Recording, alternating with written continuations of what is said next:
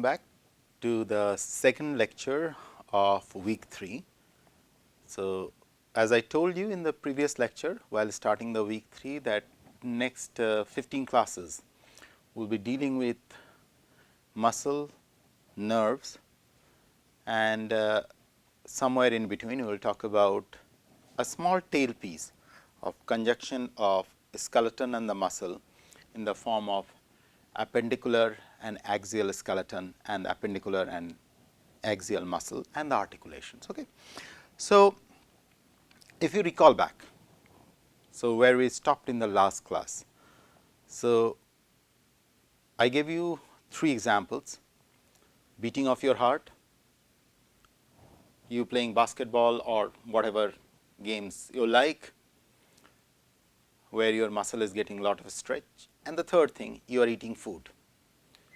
And I told you that these 3 are orchestrated by muscle. The muscle lining your alimentary canal or digestive tract, which is termed as the smooth muscle.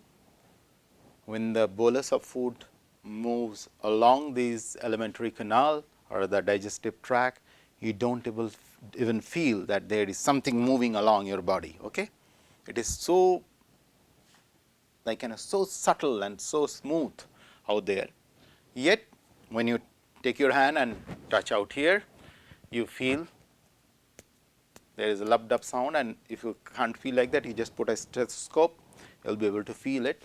So, there is a big chunk of organ which is beating, and there are no bones in it. It is suspended out there in your thoracic cavity, which is called the heart, and these muscles which are having a lot of stretch. And I told you the fundamental difference between them, if you look at from a very holistic point of view, is the force generated by them and the force which is directly linked to the displacement they can do. You can stretch most of your skeletal muscle. So, one underlying theme what we came is it is not all muscles cover the bones, point 1. Second, these 3 different muscles have different force dynamics, and we concluded the class saying that in order to understand what are those dynamics, one has to understand the development of the muscle in the first thing.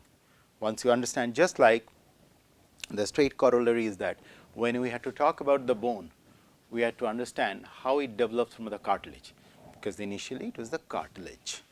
Okay. So, now let us move on to understand the development of the muscle. So, today we are into week 3 and this one is lecture 2, right, lecture 2. So, W3/L2, this is where we are. So, now talking about the development of the muscle. So, I told you in the previous class that the classic example what we will be taking will be of the skeletal muscle. Okay. And later, as we will be talking about the cardiac muscle, we will talk about the features of the cardiac muscle, and while we will be talking about the digestive system, we will talk about the feature of the smooth muscle. So, muscular development, just like the way cartilage develops pretty early in the mother's womb, muscle development also happens pretty early. So, there are, when the embryo develops, there are certain class of cells which are destined to become muscle. Okay. So, these cells migrate to their specific places. It can be on top of the bones, since we will be talking about not bones, the cartilage precisely, because it is the cartilage from where the bones are formed, and yet some which forms the beating organ, the heart, and the ones which form the alimentary canal. What happened after that? So, those cells, so say for example, I say, so this is a cartoon of a human being, right. So, say for example, when we are in our mother's womb, like say for example, I blow it up, something has to form a something has to form a muscle here. So, what happens here? So, those say for example, in this embryo which is a mass of cell like this, okay. Among these mass of cell, say for example, some of them a lot like this is destined to become muscle, or let us say they are destined to become skeletal muscle. Since we are taking the example of skeletal muscle, we will talk more about the skeletal muscle at this stage. Okay. Now, these muscles, they are destined, okay, they have not formed yet, they are destined to form skeletal muscle. Okay. So, these cells, so there is a set of cells which migrate, I am just putting those cells in red, the one which are shading them red for your understanding. Okay. These cells migrate to different parts where the skeletal muscle has to form. This is the first level of differentiation which happens. They are moving to different zones. So, just for the simplicity's sake, I am just keeping something like this. These are the 4 different locations. I am just putting there so many locations. All the bones which are there, they must have moved. Okay. So, they have migrated. And the first level is migration of the cells which are destined to become skeletal muscle. Fine. So, these are different sites. So, just I am putting the blue bordering as S1, S2, S3 and Sn. Okay. These are different sites. So, now what we will try to figure out, what is happening that at specific sites. At specific sites, these individual cells initially, these individual cells reaches the site, and at that particular spot they start to divide. This is the first thing which happens. They form a kind of a lump of cells like this. Okay. They are dividing like this at that specific site.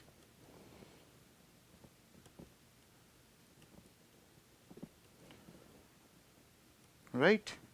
See, they are now in a dividing phase, and I will try to get an animation which I once make long time back for you. So, first and foremost thing is they undergo a massive division, step 1.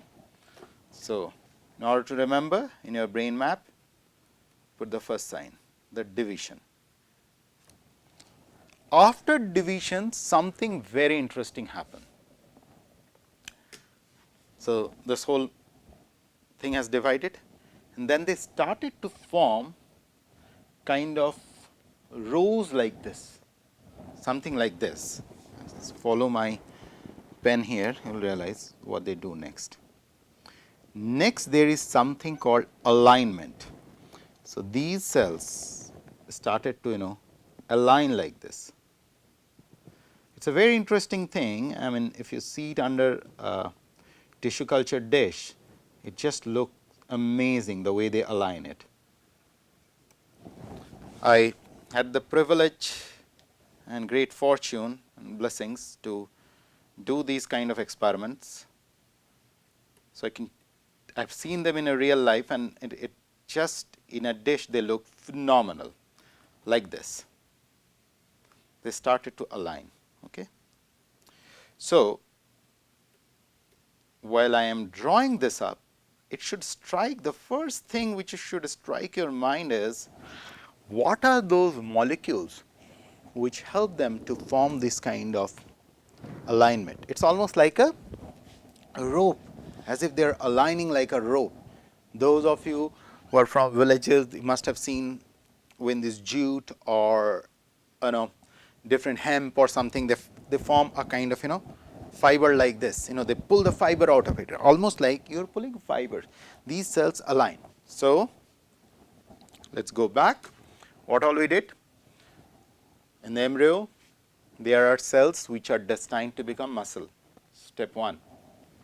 Those cells which are destined to become muscle migrate to their specific locations wherever they have to form a skeleton. In this case, we are talking about skeletal muscle. We'll talk later about the cardiac and the smooth muscle. So at this point, just concentrate on the skeletal muscle. Those cells migrate to that specific region. Say, for example, something has to form these muscles of my body, right? So they will migrate here. They will scattered around the bone or the cartilage which is present at that stage, whatever stage of development that it is, they're sitting on. Then these small lumps which will be formed, they started to divide, as I showed you. So if you see it here, they are dividing. That's why I kind of put that signature for you. They are dividing. After dividing, they are moving for the alignment. They are aligning in a line. Aligning in line. This is a beautiful alignment which is happening. Now, what I was trying to tell you, it must strike you, what are those molecular players? Who tells them that you have to align like this? You won't align like this, you'll align like this. These are some of the biggest challenge of modern biology. Who tells them all these things? How they know they have to align like this? Did it strike you? It should strike your brain that there has to be certain molecular players which are present here. They have to be present here, who are telling them, this is the guidance cue. These are called the guidance cues or guidance molecules. Now you realize that why those first week was so important when I'll tell you. I told you that all these organizational cues are very important. Who tells them? There has to be some form of a guidance, otherwise they cannot align like this. Okay? So this is the first level of self-assembly which happens. They align. The next thing what happens is even much more interesting. They have aligned. Now, these individual cells which are present there, now you see this. Now let me go to the next page to tell you exactly what happens. So I drew it up to this, right? These are the individual cells which are present out here. Okay? With their individual nucleus, and they are aligning like this.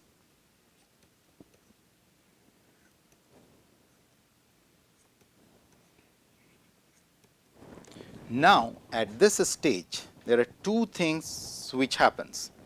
So I showed you. So they have aligned like in a longitudinal manner. Some of these cells even further divide while in an aligned state. Further division happening.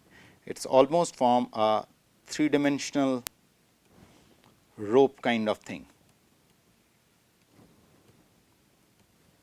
And then its division stops. There is no more division. Division ceases. There is no further division now. Now what happens is there are two cells which are touching each other. You see this? So look at this zone. I am drawing in pink, you see this, there are contact points, contact points, contact points, contact points, right. I am circling them. These contact points are lost. What does that mean? That means instead of having individual cells like this attaching together, this whole thing becomes one common, almost if you keep on adding them small cells like this, and the contact point are lost, what it looks like, it will look like a complete tube. So, think of it. Now, let me go to the next level, like okay. Now, these contact points are now getting merged. I am showing it even now orange color. These contact points are lost. So, what you essentially will be landing with is something like this initially.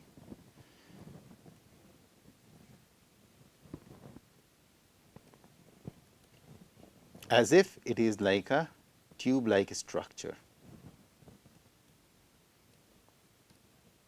and with the individual nuclei as if it forms a multi-nucleated structure, a multi-nucleated tubes, and there is no, you won't be able to figure out which cell is which one.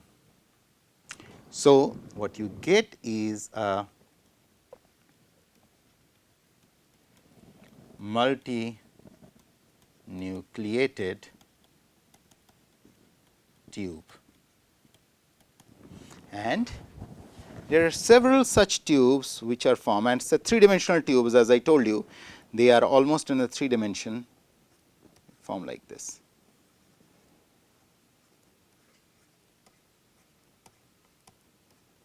Okay. There are several such multinucleated tubes. So, now out here you have such long tubes. So, that is why I give you the analogy of those of you who are from village or goes to village or goes to rural places where they pull these strings, from hemp, from jute, from any sources, and in India there are several places, or even those where they put the silk threads, you will see how they are formed. They have individual threads and then they pull them together, they turn them, coil them, super coil them, and likewise and so on and so forth. It's almost like you have thin tubes like this with lot of nucleus in them, with multinucleus, and nuclei are arranged, nuclei are arranged like this. Okay. Next thing is another interesting thing which happens. Once these tubes are formed, these tubes come close to each other and form something called exactly what happens in the formation of the thread. They form a supercoiling. So, in other words, these different, so now I am just showing it in one line, the individual tubes I am showing in one line. Okay. These, they come like this, they form a supercoiled structure like this, and will come, there are specific names for it. So, these are lot of tubes which are coming close to each other and forming a supercoiled assembly, right. Doesn't it look very interesting?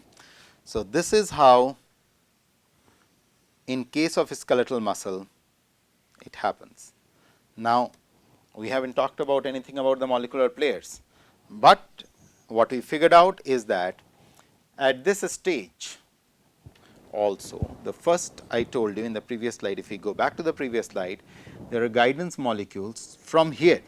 The guidance molecule which guides these individual progenitor cells to move to their specific sites, and out here they get a signal to divide. So, it means there are dividing molecules which are present there. Okay.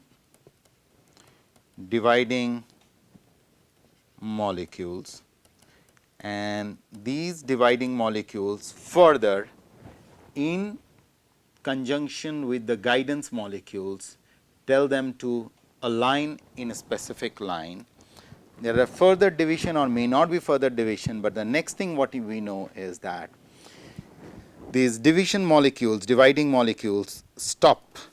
There are no more dividing molecules are allowed, and what you get is there are molecules which pitches in here, which tells, so this is a new set of molecules, that these are another set of differentiation molecules which tells these muscles or tells these muscle cells to lose their identity and form what we call as a tube like structure, what we termed as the multinucleated tube. So, at different point we see different differentiation molecules or different molecular players which are doing it. Next, what we know, there are another series of signaling which is coming, molecular signals, which are telling them to form a supramolecular coiling. Okay.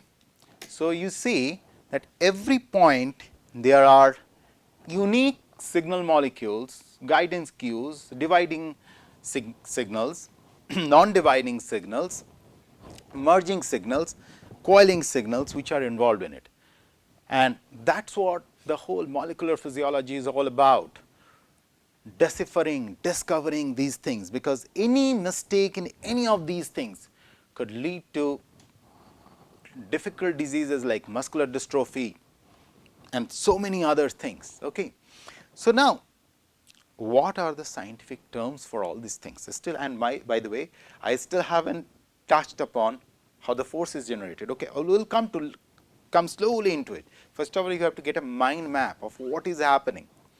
Now, let me introduce the scientific terms for each one of these.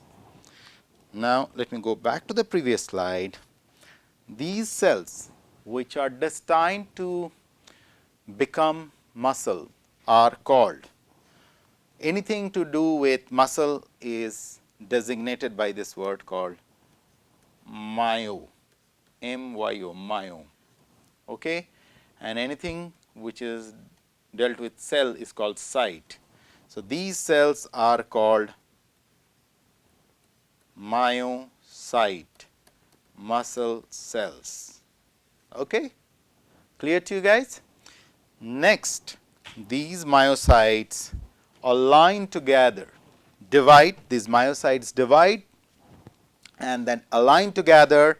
There is alignment of the myocytes, as you could see in the previous slide out here, alignment of the myocytes followed by formation of a multinucleated tube, and this multinucleated tube is called myo, coming from muscle, tube. Right? Now, these different myotubes align with each other at different level. Some of them merge like this, there are merging like this, as well as there are merging like this. So, end to end they are adding together or merging like this, forming a supercoiled assembly. This formation is called myofiber.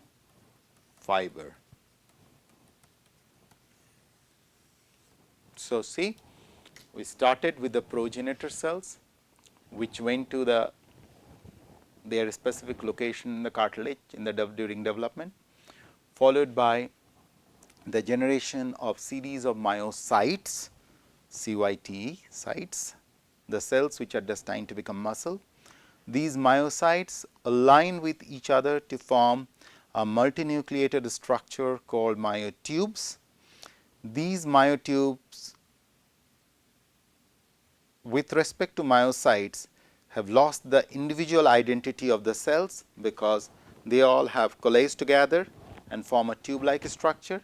These myotubes align with each other both at the proximal and rear end like this, tube, multiple tubes attached together, as well as from sidewise. So they have a sideways attachment, they have an attachment like this, right? One on top of each other, as well as like this. And then they form a supercoil assembly like this, okay? And those supercoil assemblies are called muscle myofibers.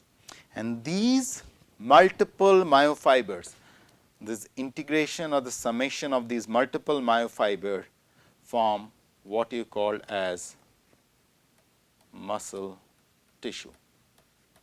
Now, going back to the first slide when I told you that if I now look at this one. So, we started with the cellular players, we talked about the formation of the tissue, and eventually it formed the organ.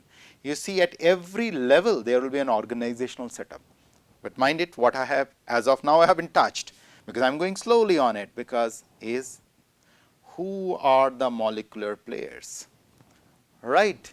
Because it is the molecular player who will determine. So, I have given you some hint about the molecular players out here, but those molecular players who are involved in as a guidance molecule, as a dividing molecules, okay, as these differentiation molecules, but still I haven't told you who are those molecules, which are those molecules which are involved in the process of generating different kind of force. So, what we will do in the next class, in this structure, we will again revisit this whole development process, right. We will revisit this development process, and we will talk about those molecules which are involved in generating the forces, and based on that one can classify the muscle at different point. Even the skeletal muscles are further classified into two forms of muscle, which will come later, but just for your understanding sake, because whenever you consult a book or something, you will come across these two words, okay? Extrafusal muscle and intrafusal muscle. These are both are classifications of skeletal muscle. We will come into this, what are extrafusal muscles and what are intrafusal muscle. But at this stage, and do not get confused, please do not get confused. The whole idea of this course is to kind of make things simple for you, so that if you pick up any book, you should be able to understand that what you are really looking at. And most important for me is you understand this organizational setup. This organizational setup is very important. How much soever simple it looks like, it is here. If you understand this whole ball game, you will be able to develop your own stories. You should be able to formulate your own research problem. Okay? So, what we will do next is, what are the individual molecular players which are present in myocytes? The first one is the myocyte, right? Which over a period of time get transformed in order to distinguish a myotube form for skeletal muscle, a myotube form for cardiac muscle, a myotube form for smooth muscle, or even within skeletal muscle, a myotube form for extrafusal fiber, a myotube form for intrafusal fiber or intrafusal muscle or extrafusal muscle. So, today, if I had to summarize what we did, we talked about the cellular differentiation, how the cells join together to form a tissue-like structure or a tissue called muscle tissue, right. In next class, what we will do, we will talk about the molecules which are present in these muscles, which led to the formation of the tissue and thereby giving it that feature what we talked about in the very previous class is force generation, and correlating it with the molecules of muscle cell. Actually, let's call it muscle tissue. Okay. And all these things will all happen at the level of myotube / myofiber. Okay. So, let us again take the clock back. Myocyte, this is one technical terminology you should remember. Myocyte lead to the formation of myotubes. Remember that? Different myocytes attached together, and these myotubes join, align together, sometime like this, on top of each other, as well as from sidewise, form myofibers, and multiple myofibers from muscle. Okay? Keep this in mind, and this framework is good enough for the rest of your life to develop the story about muscle. Okay? So, next class we will talk about the molecular players who are involved in this game. Thank you.